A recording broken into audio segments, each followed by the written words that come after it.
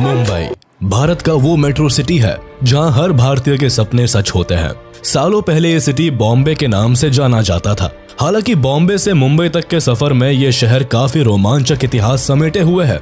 आपको जानकर हैरानी होगी कि भारत का कमर्शियल एंड फाइनेंशियल कैपिटल कहे जाने वाला ये शहर एक समय पर दहेज के रूप में एक विदेशी राजा को शादी के दौरान दे दिया गया था।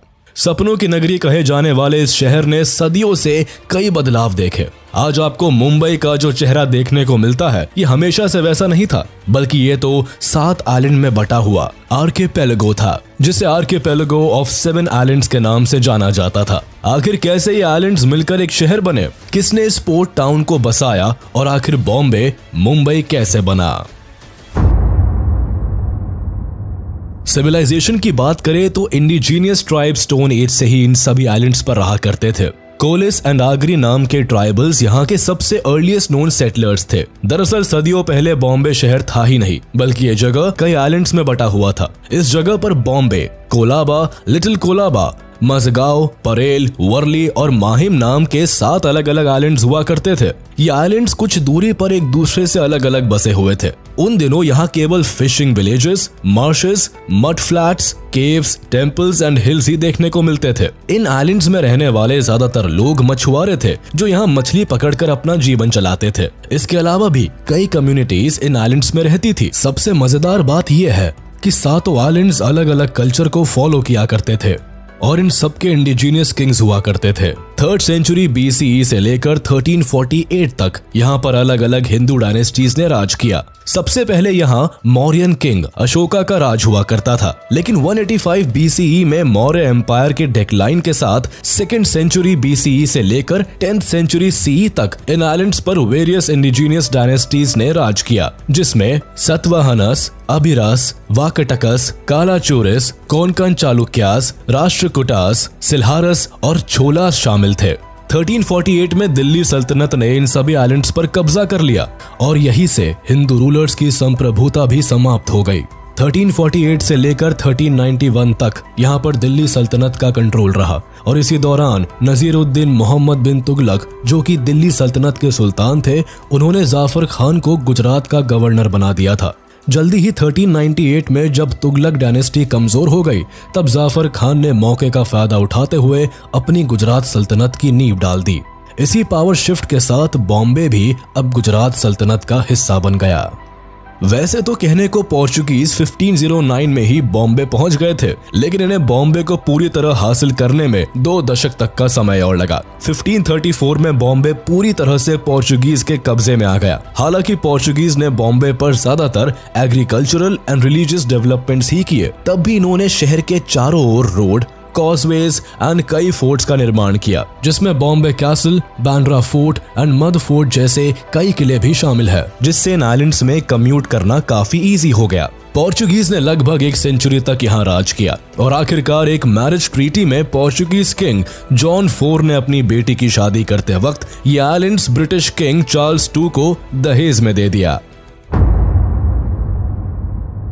20th में 1498 में Portuguese explorer Vasco da Gama सबसे पहले यूरोपियन ट्रेडर के रूप में इंडिया के मालाबार कोस्ट कालीकट पहुंचे। अपने अराइवल के कई साल बाद 1505 में पोर्चुगीज के first viceroy Francisco de Almeida ने कोचिन में अपना पहला हेडक्वार्टर्स एस्टैब्लिश किया और 1510 में बीजापुर सल्तनत को हराकर गोवा को कैप्चर कर उसे अपना परमानेंट सेटलमेंट बना लिया। पोर्चुगीज का भारत में आना इन सभी आइलैंड्स को पूरी तरह से बदल कर रखने वाला था। सबसे पहले दिसंबर 1508 में Portuguese viceroy Francisco de Almeida Cannanore से दियो तक के अपने अभियान के दौरान बॉम्बे पहुंचते हैं। इन्होंने अपने शिप को बॉम्बे आइलैंड के किनारे लगाया। बॉम्बे का अरेबियन सी से लगे होने की वजह से अल्मीडा को ये जगह काफी पसंद आई। अल्मीडा इन पोर्ट्स को देखकर इतने खुश हुए कि इन्होंने इस पोर्ट का नाम बॉम्बाहिया दिया, जिसका मतलब था गुड बे। बाद में ये सभी आइलैंड्स बॉम्बाहिया के नाम से पॉपुलर होने लगे। जब 1661 में ब्रिटिश क्राउन ने इन सभी आइलैंड्स पर अपना कब्जा जमाया, तब इसका नाम बदलकर बॉम्बे कर दिया। धीरे धीरे इन सारे आइलैंड्स को बॉम्बे नाम से बुलाया जाने लगा। हालांकि अल्मीडा ने यहाँ 1508 में ही विजिट कर लिया था, लेकिन पोर्चुगीज को बॉम्बे तक आने में 1 साल का समय लग गया। दरअसल बॉम्बे आइलैंड्स उन दिनों सुल्तान बहादुर शाह, जो कि गुजरात सल्तनत के किंग थे, उनके अंडर आता था, इसलिए पोर्चुगीज यहाँ सीधे तौर पर नहीं आ सके। हालांकि पोर्चुगीज लगातार गुजरात सल्तनत के साथ कॉन्फ्लिक्ट्स में थे। इसी दौरान पुर्तगालियों ने माहिम क्रीक पर अपनी जीत हासिल कर ली और 21 जनवरी 1509 को गुजरात सल्तनत के एक जहाज पर कब्जा करने के बाद अपनी पहली यात्रा बॉम्बे आइलैंड के लिए की। लेकिन इससे उन्हें कोई खास सफलता नहीं मिली, क्योंकि बहादुर शाह ने इन आइलैंड्स को फिर से रिकैप्चर कर लिया था। लगातार हो रहे कॉन्फ्लिक्ट्स के बावजूद पोर्चुगीज ने 1526 में बसाइन, जिसे अब वसई के नाम से जाना जाता है, वहां अपनी पहली फैक्ट्री खोली। इन दिनों बहादुर शाह ने इन आइलैंड्स में इस्लाम को काफी प्रचलित किया था, लेकिन वो लगातार मुगल मराठा वॉर्स में फंसे रहते थे, जिसकी वजह से उनका इन्फ्लुएंस इन आइलैंड्स में काफी कम हो गया था। पोर्चुगीज इस मौके की तलाश में काफी दिनों से थे और अब उन्हें ये मौका मिलने ही वाला था। 1528 से 1529 के दौरान पोर्चुगीज गवर्नर लोपो वास डे सैम्पायो ने गुजरात सल्तनत से फोर्ट ऑफ माहिम को छीन लिया। इस वक्त तक मुगल एम्परर हुमायूं भी मुगल एम्पायर को बढ़ाने में जुटा हुआ था। गद्दी संभालते ही उसने अपना रुख बिहार और गुजरात की तरफ कर लिया। बहादुर शाह को एहसास होने लगा था कि जल्द ही हुमायूं अब गुजरात को उससे छीन लेगा। दिन ब दिन बहादुर शाह का ये बढ़ता हुआ डर उन्हें पोर्चुगीज से दोस्ती करने पर मजबूर करने लगा। लेकिन पोर्चुगीज के एम्बिशन कुछ और ही थे। एक साइड जहां बहादुर शाह की हुमायूं से इनसिक्योरिटीज बढ़ती ही जा रही थी, तो वहीं दूसरी ओर पोर्चुगीज ने बहादुर शाह के इस डर का फायदा उठाया। पोर्चुगीज ने हुमायूं के अटैक से गुजरात सल्तनत को बचाने और उनका साथ देने के बदले 23 दिसंबर 1534 को बहादुर शाह के साथ ट्रीटी ऑफ बसाइन को साइन किया। इस ट्रीटी के तहत बहादुर शाह ने 7 आइलैंड्स ऑफ बॉम्बे एंड बसाइन को पोर्चुगीज को सौंप दिया और इसी के साथ बॉम्बे एंड बसीन पर से गुजरात सल्तनत का एंड हो गया। बॉम्बे पर कब्जा करने के बाद पुर्तगालियों के हाथों में बॉम्बे के 7 आइलैंड्स थे। अब उनका मेन एम था इन आइलैंड से स्पाइस ट्रेड एंड क्रिश्चियनिटी को प्रमोट करना। क्योंकि सालों से यहाँ इस्लामिक रूल था, इसलिए यहाँ की सोसाइटी काफी कंजर्वेटिव थी। यहाँ का माहौल बदलने के लिए पोर्चुगीज ने यहाँ इंटर मैरिज करना शुरू कर दिया। इसके साथ ही यहाँ कई चर्चेस बनवाए गए। हालांकि पोर्चुगीज के शासन के दौरान इन आइलैंड्स में ज्यादा बड़े लेवल पर कोई डेवलपमेंट नहीं हुआ, फिर भी उन्होंने इन एरियाज को अपने हिसाब से डेवलप किया। रोमन कैथोलिक चर्च को स्ट्रांगली सपोर्ट किया। उस टाइम तक बॉम्बे में इनका ट्रेड काफी जोरों से चलने लगा था। कॉटन, कोकोनट, कॉयर, स्पाइसेस की ट्रेड ने यहाँ काफी जड़ें फैलाई। ट्रेड में रफ्तार के साथ पोर्चुगीज ने यहाँ कई ट्रेडिंग सेंटर्स, बिल्डिंग्स और चर्चेस को भी बनवाया। कच्चे माल को पोर्ट तक लाने ले जाने के लिए उन्होंने रोड्स एंड कॉजवेज भी बनवाए। 16th सेंचुरी खत्म होने के साथ ही पोर्चुगीज ने इंडियन ओशन सहित भारत में अपनी पकड़ मजबूत कर ली थी। लेकिन पोर्चुगीज की बढ़ती आमदनी और मोनोपोली को देखते हुए कई दूसरे यूरोपियन कंट्रीज, खासकर स्पेन ने पोर्चुगीज पर हमले शुरू कर दिए। इसी बीच स्पेन ने पोर्चुगल पर अटैक कर उन पर कब्जा कर लिया। हालांकि भारत अब भी सुरक्षित था, लेकिन जल्दी ही यहाँ इंग्लिश मर्चेंट ने नवंबर 1583 में एंट्री की, जिसके साथ ही ब्रिटिशर्स और पोर्चुगीज में भारत के डिफरेंट एरियाज पर वर्चस्व को लेकर लड़ाई छिड़ गई। दूसरी कई यूरोपियन पावर्स इंडिया में पोर्चुगीज के स्पाइस ट्रेड मोनोपोली को खत्म करना चाहते थे, इसीलिए वो लगातार भारत में मुगल एम्परर से बिजनेस करने की मंजूरी मांग रहे थे। वहीं दूसरी ओर पोर्चुगीज मुगल किंग को काफी ज्यादा टैक्स देते थे, जिसकी वजह से ये राजा दूसरे यूरोपियन ट्रेडर्स को कोई मौका नहीं दे रहे थे। इसी दौरान 1612 में ईस्ट इंडिया कंपनी ने सूरत के स्वाली में अपने शिप्स को लगाया और यहाँ के गवर्नर से ट्रेड करने की मंजूरी मांगी, लेकिन बदले में उनके 2 ट्रेडर्स को गिरफ्तार कर लिया गया, जिसके बाद पोर्चुगीज और ब्रिटिश ईस्ट इंडिया कंपनी के बीच में यहाँ एक बैटल हुई, जिसमें ईस्ट इंडिया कंपनी जीत गई। इस बैटल को बैटल ऑफ स्वाली कहा जाता है, जिसमें पहली बार पोर्चुगीज को किसी दूसरी यूरोपियन कंपनी ने हराया था। इस जीत के बाद पोर्चुगीज की इंडिया में न सिर्फ ट्रेड मोनोपोली खत्म हुई, बल्कि उनकी क्रेडिबिलिटी भी खराब हो गई। इसके साथ ही ईस्ट इंडिया कंपनी को इंडिया के कुछ एरियाज में ट्रेड की परमिशन भी मिल गई। एक तरफ ब्रिटिशर्स अपने ट्रेड को भारत में एक अच्छे लेवल पर ले जाने के लिए जी जान लगा रहे थे, तो दूसरी ओर middle of the 17th century तक भारत में डच की पावर काफी ज्यादा बढ़ती नजर आ रही थी।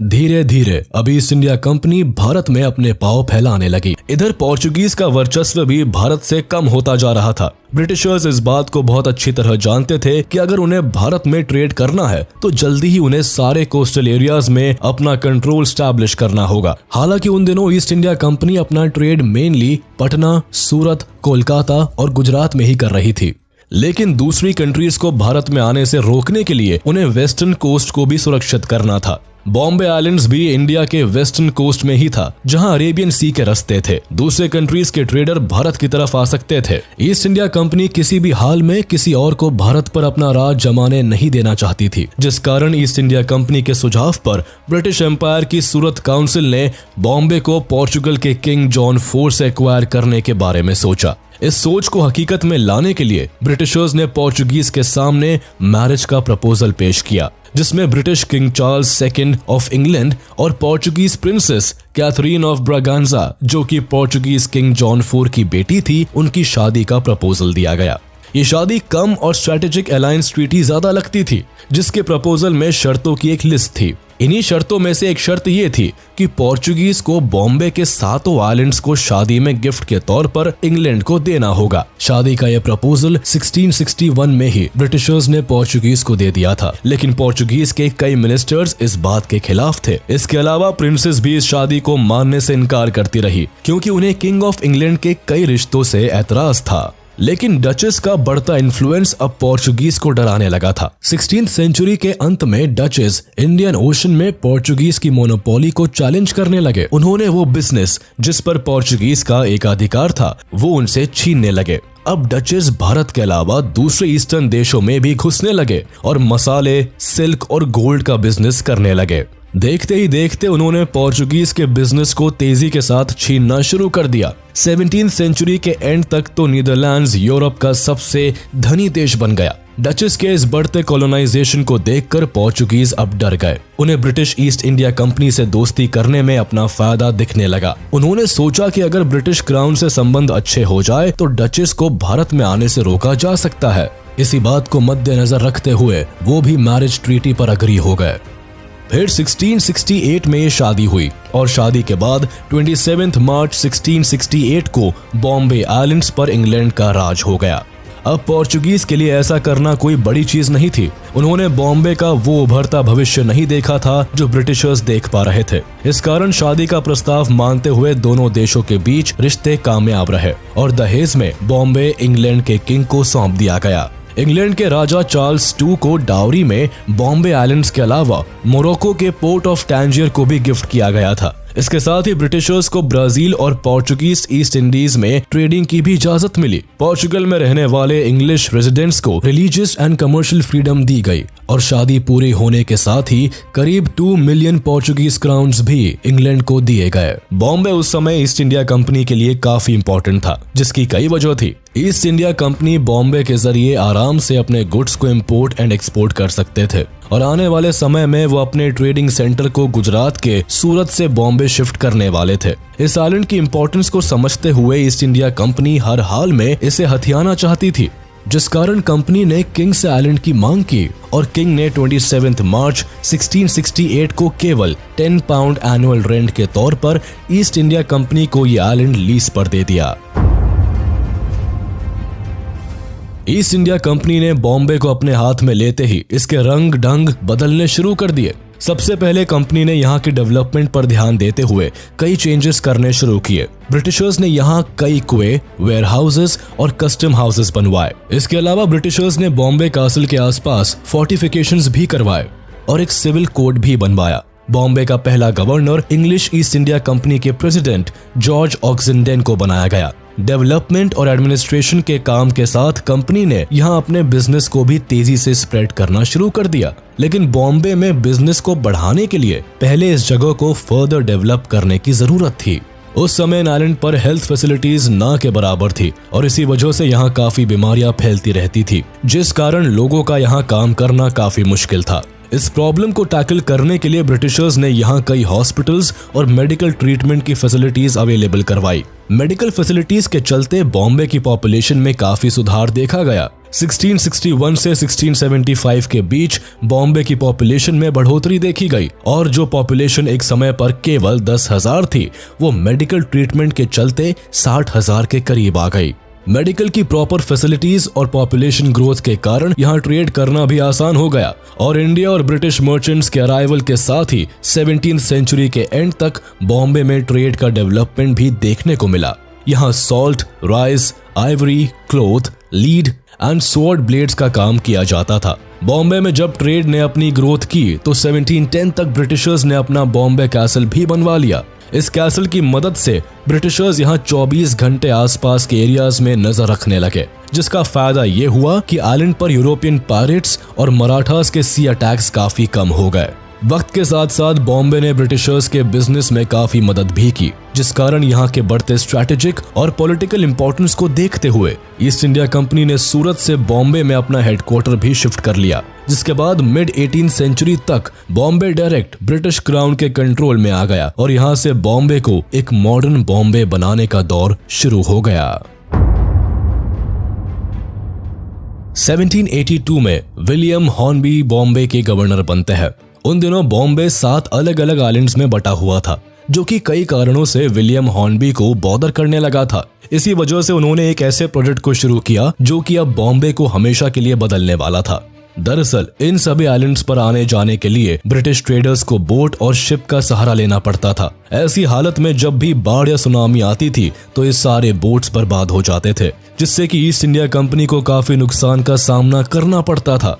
इसके अलावा सूरत पोर्ट मुगल साम्राज्य का सबसे महत्वपूर्ण बंदरगाहों में से एक था, तो ईस्ट इंडिया कंपनी को मुगलों से हमेशा ही डर लगा रहता था। उन्हें अब एक नए बंदरगाह की जरूरत भी थी जहां वो मुगल किंग्स की नजरों से दूर खुद को फ्लरिश कर सके। इसके अलावा 7 आइलैंड्स के एडमिनिस्ट्रेशन को संभालने में भी ईस्ट इंडिया कंपनी को दिक्कतें आ रही थी। इन्हीं सारी परेशानियों को दूर करने के लिए विलियम हॉर्नबी ने इन 7 आइलैंड्स को जोड़ने के लिए वेलार्ड रिक्लेमेशन प्रोजेक्ट शुरू किया। इन्हें पता था कि जब ये 7 आइलैंड्स आपस में जुड़ जाएंगे तब यहाँ ट्रेड, डेवलपमेंट और एडमिनिस्ट्रेशन को मैनेज करना आसान हो जाएगा। इस सपने को हकीकत करने के लिए उन्होंने इन 7 आइलैंड्स के बीच कॉजवेज बनाने लगे, जिसे ऑफिशियली हॉर्नबी वेलार्ड रिक्लेमेशन प्रोजेक्ट का नाम दिया गया। इस प्रोजेक्ट का मकसद था कि 7 आइलैंड्स के बीच की दूरी को मलबों से भरकर जोड़ दिया जाए। 7 आइलैंड्स को जोड़ने का ये प्रोजेक्ट 1782 में शुरू हुआ और 1845 में आकर खत्म हुआ। इस तरह हमें वो बॉम्बे शहर मिला जिसे आप आज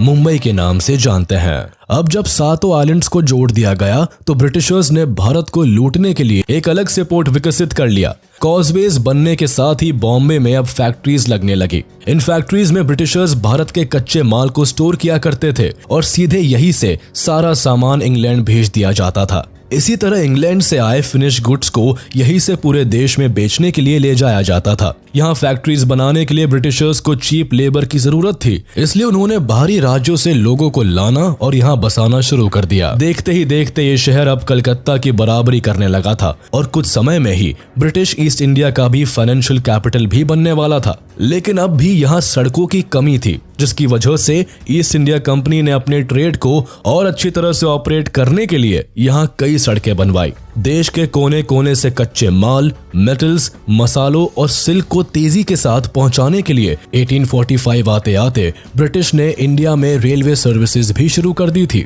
जो कि बॉम्बे ब्रिटिश इंडिया के फाइनेंशियल हब के रूप में उभर गया था। तो यहाँ एलीट क्लास के ऑफिसर्स और लोग भी रहा करते थे। इन्हीं लोगों को फैसिलिटेट करने के लिए ब्रिटिशर्स ने भारत में पहली बार पैसेंजर ट्रेन भी बॉम्बे में ही चलाई थी। 1853 में ये ट्रेन बोरीबंदर से थाने के बीच चलाई गई।